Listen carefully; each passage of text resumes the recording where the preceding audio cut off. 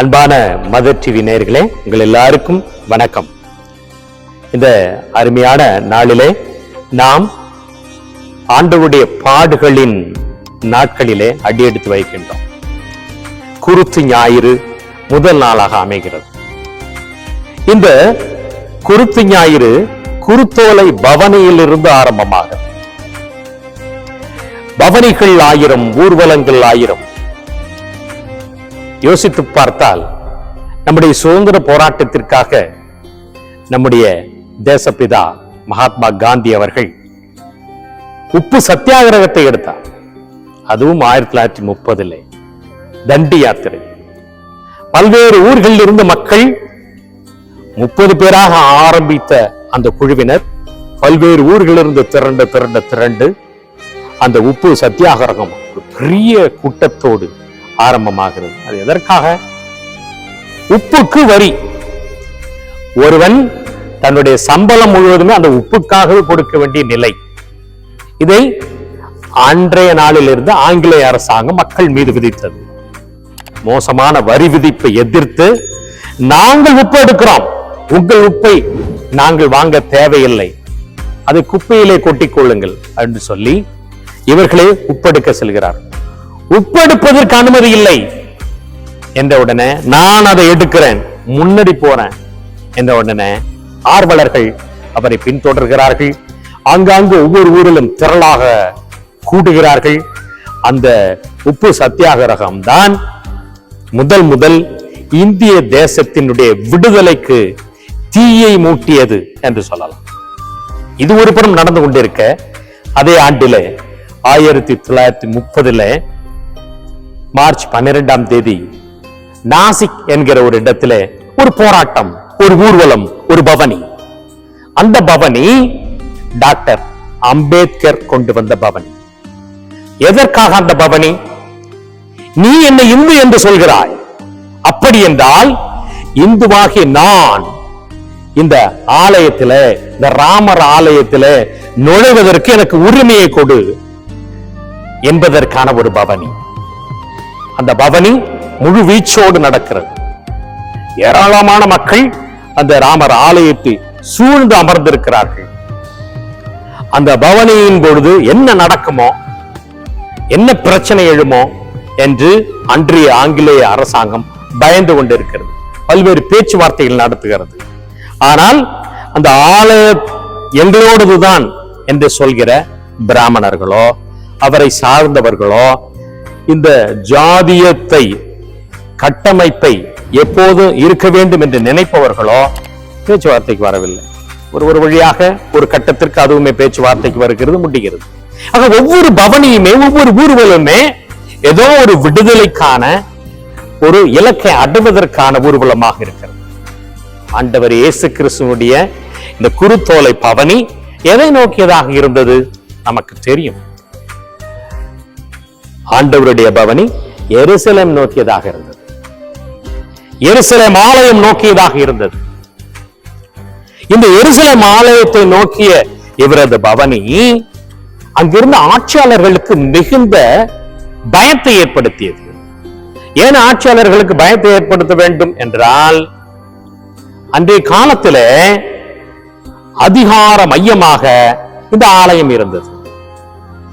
ஆட்சியாளர்கள் எல்லாருமே இந்த அதிகார மையமாகிய இந்த ஆலயத்தை எப்போதுமே தன்வயப்படுத்திக் கொண்டிருந்தார்கள்.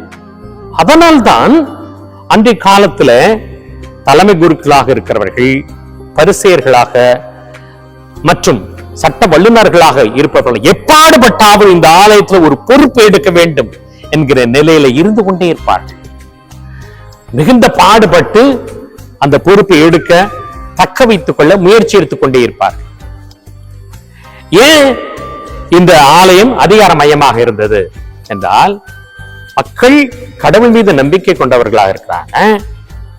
அது மட்டும் இல்ல, ஆலயத்தின் மீது பற்று கொண்டவர்களாக இருக்கிறாங்க. ஏன்னா இந்த ஆலயம் தான் கடவுள் இருக்கிறாரு, இந்த ஆலயம் தான் அவருடைய இல்லிடம். ஆகவே இந்த ஆலயத்தின் மீது பற்று கொண்டவர்களாக இருக்கிறார்கள். அப்போ ஆலயத்திலிருந்து அறிவிக்கப்படுகின்ற அத்துணை அறிவிப்புகளுமே மக்களால் உளப்பூர்வமாக ஏற்றுக்கொள்ளப்படுகிறது, கடைபிடிக்கப்படுகிறது. ஆக ஒட்டுமொத்த மக்களையும் நாம் சொற்படி கேட்க வைக்க வேண்டும் என்று சொன்னால் அதிகார மையமாக இருக்கின்ற இந்த ஆலயத்தை கைப்பற்ற வேண்டும் என்பதில் ஆட்சியாளர்கள் எப்போதுமே குறியாக இருப்பாங்க. அவர்கள் ரோமானிய ஆட்சியாளர்களாக இருந்தாலும் சரி, வேறு ஆட்சியாளர்கள் இருந்தாலும் ஆலயம் சம்பந்தப்பட்டவர்களை எப்போதுமே தங்கள் சார்பாகவே வைத்துக் கொண்டிருப்பார்கள். இவர்கள் சார்பாக இவர்கள் மாறி போவார்கள். இதுதான். அப்போ இப்படி ஒரு அதிகார மையமாக இருக்கின்ற இந்த ஆலயத்துல ஆண்டவர் இயேசு கிறிஸ்து உள்ளே நுழைகிறார் அப்படின்னா ஒரு பெரிய த்ரெட்டா இருக்கு, ஒரு பெரிய அச்சத்துக்குரியதாக மாறி போகிறது. காரணம் என்ன? எல்லாருமே ஆலயத்தை நம்பி இருக்கிறார்கள். ஆலயத்தில் கடவுள் இருக்கிறார் என்கிற எண்ணத்தோடு இருந்து கொண்டிருக்கிறார்கள். அங்கிருந்து அறிவிக்கப்படுபவர்கள் உடனே உளப்பூர்வமாக ஏற்றுக்கொண்டு செயல்படுத்தக்கூடியவர்களா இருக்கிறார்கள். ஆனா அதை தாண்டி இயேசுவை சுற்றி சுற்றி வருபவர்களாக இருக்கிறார்கள். இயேசுவுக்கு ஓசானா பாடுகிறவர்களாக இருக்கிறார்கள். இயேசுவுடைய புதுமையை பார்த்து அவருடைய விசிறிகளாக மாறி போகிறார்கள். அவரை இறை மகன் என்று சொல்ல ஆரம்பிக்கிறார்கள். That is the threat. அதுதான் ஒரு பெரிய அச்சத்துக்குரியதாக மாறி போகிறது. ஏன்? அதிகாரமயமாக இருந்த ஆலயம் ஒரே ஒரு ஒற்றை மனிதனை, ஒரு கார்பெண்டர் பையன், ஒரு தச்சு தொழில் செய்பவனுடைய ஒரு பையன், ஒரு 33 வயசு ஆளு, அவன் மட்டுமே தனியாக அதிகார மையமாக மாறி போகிறானே என்கிற அச்சம். ஒரு ஆலயம் என்று சொன்னால் அதுல நிறைய பேர் இருப்பார்கள். குழு இருக்கும், தலைவன், செக்ரட்டரி மற்றும் ஏனைய பொறுப்பாளர்கள் இருப்பார்கள். யாராவது ஒருத்தரை கன்வின்ஸ் பண்ணி அந்த நிர்வாகத்தில் ஈடுபட்டு அந்த மக்களை ஏதாவது ஒரு வகையில கன்வின்ஸ் பண்ணிடலாம். ஆனால் தன்னிச்சையான ஒரு மனிதன் மிகவும் நேர்மையாளராக, மிகவும் தைரியமான ஆளாக இருக்கிற பொழுது இந்த மக்களை எல்லாம் ஆட்சியாளர்கள் தன்மையப்படுத்துவது இயலாத காரியம். காரணம் என்ன அப்படின்னா, ஆண்டவர் இயேசு கிறிஸ்து இந்த ஆலயத்தை சுத்தம் செய்யக்கூடியவராக இருக்கிறார். அதை தான் நாம பார்க்கிறோம். யோவான் நற்செய்தி 2ஆம் அந்த பிரிவிலே ஆண்டவர் ஆலயத்தை சுத்தம் செய்வார். அங்கே புறா வைப்பவர்களை எல்லாம் பார்த்து, என்னுடைய தந்தையின் இல்லத்தை கல்வர்கள் குய ஆக்காதீர்கள் அப்படின்னு சொல்லி சாட்டை பின்னி எல்லாத்தையும் தள்ளி விட்டு அடிச்சு விரட்டுறார். இவருடைய சிந்தனையும் சரி, இவருடைய எண்ணங்களும் சரி, ஆண்டவர் இயேசு கிறிஸ்துவோட ஈடுபாடு ஒவ்வொன்றுமே மக்கள் மையமாக இருக்கிறது. ஆட்சி பொறுப்பில் இருக்கிறவர்கள் அதிகார மையமாக ஆலயத்தை பார்க்கிறார்கள். ஆனால் இயேசு கிறிஸ்து மக்கள் மையமாக எப்போதுமே அவர்கள் நலன் குறித்து சிந்திப்பவராக, அதற்கு எதிராக எந்த அதிகார மையமாக இருந்தாலும் அதை கவிழ்த்து போடுபவராக ஆண்டவர் இயேசு கிறிஸ்து. அதனால தான் ஆண்டவருடைய இந்த குருத்தோலை பவனி ஆயிரக்கணக்கான மக்கள் அவருக்கு ஓசன்னா பாடிக்கொண்டு வருகிற பொழுது உண்மையிலேயே அதிகார மையமாக இருந்த இந்த எருசலேம் பட்டணம் முழுவதும், அதிகார மையமாக இருந்த இந்த ஆலயம் சம்பந்தப்பட்டவர்கள், தலைமை குருவாக இருந்தாலும் ஏனைய குருக்களாக இருந்தாலும் பரிசர் எல்லாருமே அதிர்ச்சிக்குள்ளாகிறார்கள், பயந்து போகிறார்கள். எல்லா பவனியும் ஒரு இலக்கோடு போகிறது. ஆண்டவர் இயேசு கிறிஸ்துவினுடைய இலக்கு எதுவாக இருக்கிறது? ஆலயம் நோக்கியதாக மட்டுமா இருந்தது? அது விண்ணகம் நோக்கியதாக இருக்கிறது, உயிர்ப்பினை நோக்கியதாக இருக்கிறது. ஆண்டவர் இயேசு கிறிஸ்துவினுடைய பவனி எல்லாருமே எருசலேம் அந்த தேவாலயத்தை நோக்கியதாகத்தான் பார்த்தார்கள். ஏன்னா அங்கதான் பணியை ஆரம்பித்திருந்தார். அங்குதான் அவர் ஏராளமான புதுமைகளை ஆற்றியவராக இருந்தார், போதனைகளை செய்தவராக இருந்தார். ஆனால் வெறும் எருசலேம் தேவாலயத்தோடு நின்று விடவில்லை. அவருடைய இலக்கு உயிர்ப்பை நோக்கியதாக, ஒவ்வொரு மனிதருக்கும் உயிர்ப்பை கொடுப்பதாக இருந்தது. ஆகவேதான் பாடுகளை பற்றி அவர் மிகவும் ஆர்வத்தோடு ஏற்றுக்கொள்ள தயங்காதவராக இருந்தார். ஆசையோடு பாடுகளை, சிலுவையை அரவணைக்கிறார் ஆண்டவர் இயேசு கிறிஸ்து. இந்த பாடுகளின் நாட்களிலே நாம் அடியெடுத்து வைக்கின்ற பொழுது நாம் இந்த புனித வார சடங்குகள் ஒவ்வொன்றிலுமே பங்கெடுக்க இருக்கிறோம். குறிப்பாக சிலுவை பாதை மற்றும் ஒருத்தல் முயற்சிகள் என்று இன்னும் அதிகப்படுத்த இருக்கிறோம். இந்த நேரத்தில் நீங்களும் நானும் அதிகமாக சிந்திக்க வேண்டியது, இந்த குருத்தோலை பவனி ஆண்டவர் ஆரம்பித்தார் அல்லவா, அது விண்ணக எரிசல் நோக்கிய பவனியாக மாற்றுகிறார் அல்லவா. அதே போல நான் ஆரம்பிக்கின்ற இந்த குருத்தோலை பவனி, கலந்து கொள்கின்ற இந்த குருத்தோலை பவனி உப்பு சத்தியாகிரகம் போலாவது கொஞ்சம் உப்பு சப்போட இருக்குதா? இல்ல டாக்டர் அம்பேத்கருடைய அந்த நாசிக் போராட்டம் போல கொஞ்சமாவது விடுதலை தரக்கூடியதாக இருக்கிறதா என்று சிந்திக்க வேண்டும். ரொம்ப முக்கியமான ஒவ்வொரு கிறிஸ்தவனும் சிந்திக்க வேண்டியது. வருட வருடம் குருத்தோலைகளை ஏந்தி கொண்டு வீதிகளிலே ஓசன்னா பாடுவோம் என்று சொல்லி பாடிக்கொண்டே வருகிறோம். தாவீதின் மகனுக்கு ஓசன்னா என்று பாடுகிறோம். ரைட், தாவீதின் மகனுக்கு ஓசன்னா. அவரை நம்பி இருக்கின்ற கிறிஸ்தவர்களுக்கு ஓசன்னா நீங்க சொல்லி இருக்கீங்களா? நம்பி இருக்கின்ற கிறிஸ்தவர்களுக்கு ஏதாவது ஒரு விடுதலை தரக்கூடிய அளவுக்கு ஏதாவது நீங்கள் கையில் எடுத்திருக்கிறீர்களா? ரொம்ப முக்கியமான. எந்த பவனி வேணாலும் போகலாம், அப்படியே பக்தியை பாடிட்டு வந்துடலாம், பிரச்சனை இல்லாம வந்துடலாம், ஓகே. ஆனால் எத்தனையோ போராட்டங்கள் எல்லாம் அர்த்தம் மிகுந்ததாக இருக்குது. கம்யூனிஸ்ட் கட்சிக்காரர்கள் எத்தனையோ உரிமை போராட்டங்களை கையில் எடுக்கிறார்கள். ஒரு சில கட்சிகள் தங்களை தக்க வைத்துக் கொள்வதற்காவது ஏதாவது ஒரு போராட்டங்களை கையில் எடுக்கிறார்கள், மக்கள் பிரச்சனைகள் கையில் எடுக்கிறார்கள். ஆனால் நம்முடைய கத்தோலிக்க குழுமம் எந்த பிரச்சனையை தான் கையில் எடுத்துச்சு? ஒரு பிரச்சனை கையில் எடுத்து அதை சாதிச்சிருக்கிறோமா? நம்முடைய சொந்த பிரச்சனைக்கே போராடுறது இல்ல. யோசனை செய்து பாருங்க.